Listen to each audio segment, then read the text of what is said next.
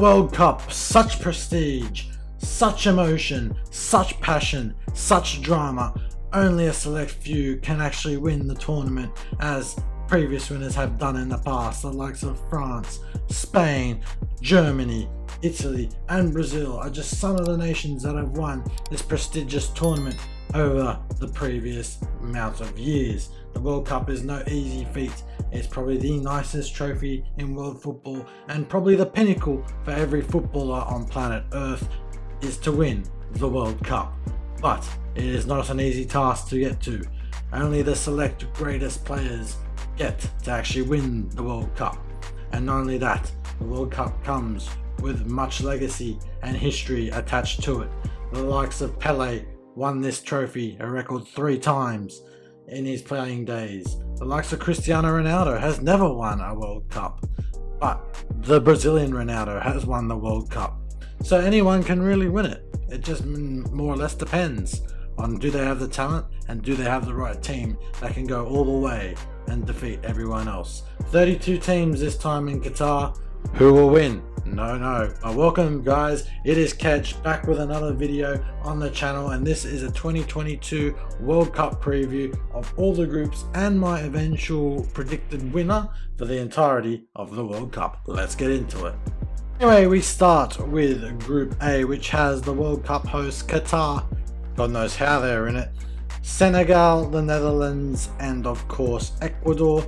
I think Group A will be a pretty easy group for the neutrals to predict like myself. I believe the Dutch with Virgil van Dijk will finish on top of the table, and it'll probably be a race between Senegal and Ecuador to take second spot and advance through to the knockouts. I just think the Dutch are too strong, especially with Van Dijk at his first World Cup tournament. It'd be quite difficult for attackers to get past him, especially from the likes of Qatar and to a lesser degree Ecuador. But Senegal is the interesting one. Sadio Mane, the talisman of the Senegalese national team, has just recently picked up an injury and has been reported to miss the first few games of the 2022 World Cup, which were in a group stage that you can only play 3 games. That's more or less tournament over for Senegal if Mane doesn't play at least 2 of the 3 games.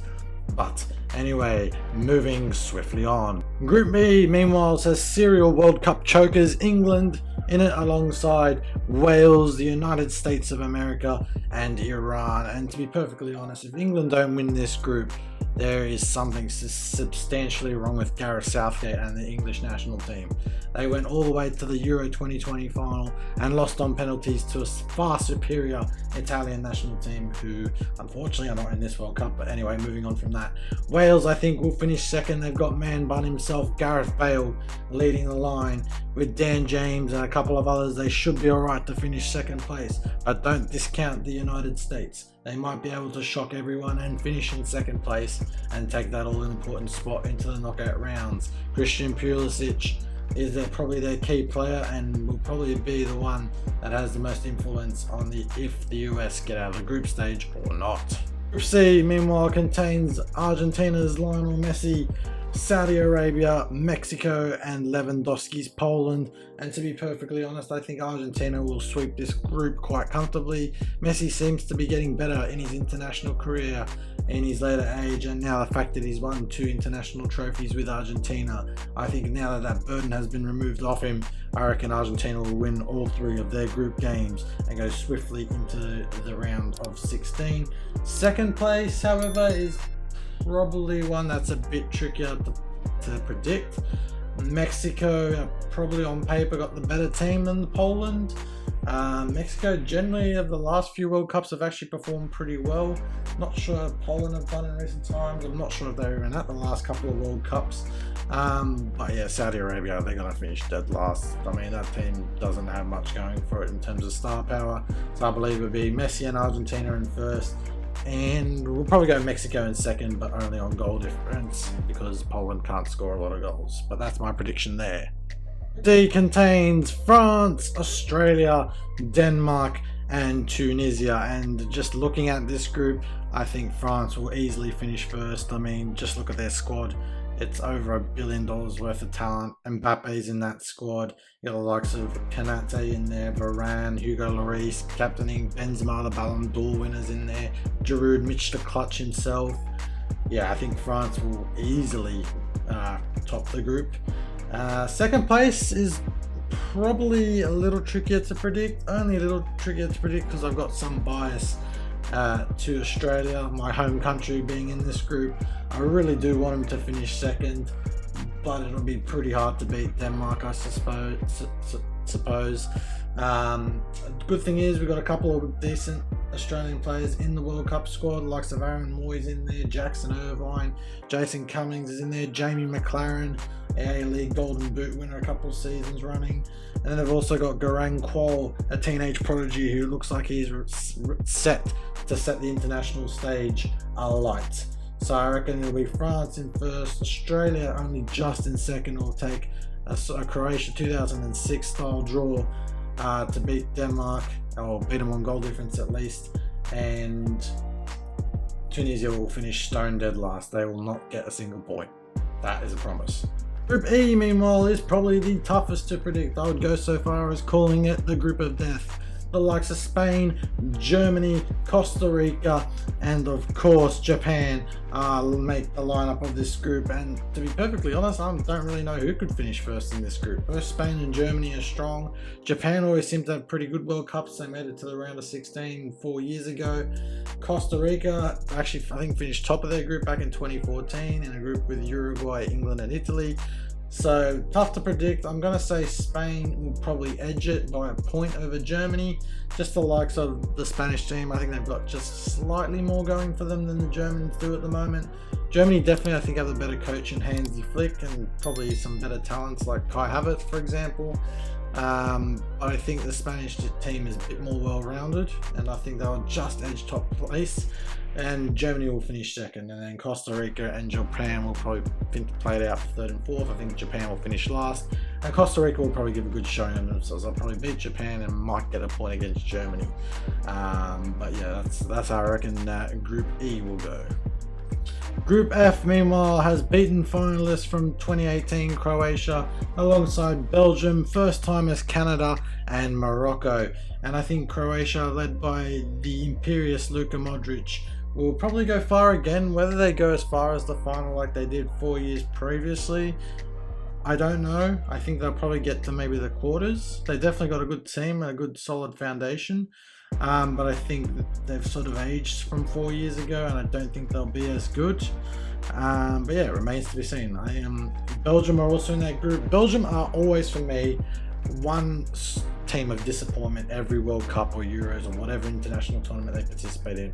They've got so much quality, the likes of Kevin De Bruyne, Eden Hazard, Thibaut Courtois, just to name a few, are so good. And yet for some reason when it comes to international stages, they seem to flop all the time. I don't know what it is, but they've got so many big individual names, yet on international stage they always continue to fail.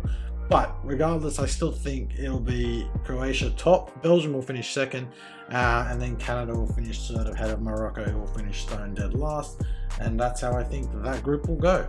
Group G, meanwhile, contains probably one of the favourites to win the whole thing in Brazil. Serbia are also in this group as well, alongside Switzerland and Cameroon. And to be perfectly honest, I think Brazil are going to sweep this group quite easily. They're just got so much talent in that team, the likes of Neymar, Alisson, Marquinhos, to name a few. Fabinho's in there as well. Martinelli, Gabriel Jesus. There's a lot of very good high caliber European players in the Brazilian squad. And I think they'll easily They'll easily finish first in that group. I think Serbia will finish second. Dusan Vlahovic will probably lead Serbia to second, and then I think it will probably be Switzerland, and then Cameroon will finish last. But I could be wrong. Cameroon have surprised at previous World Cups, and Switzerland actually made it to, I think it was the round of 16 back in Euro 2016.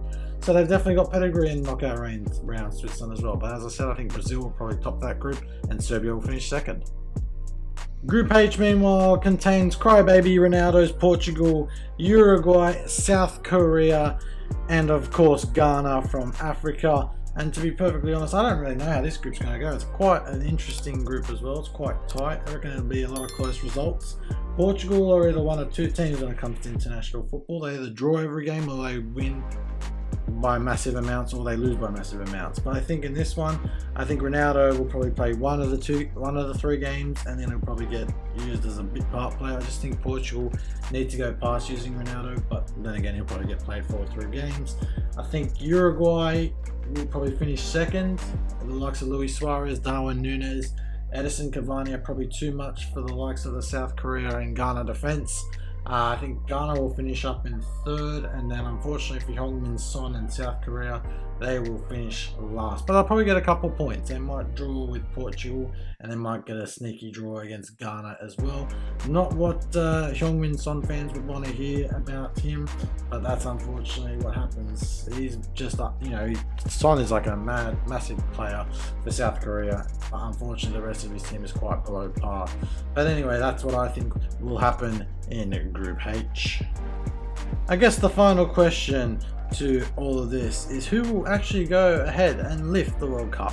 Who will beat all other 31 teams and lift the greatest prize in international football? Well, I guess only time will tell, but here is my prediction for who will win the FIFA World Cup of 2022. Drumroll please.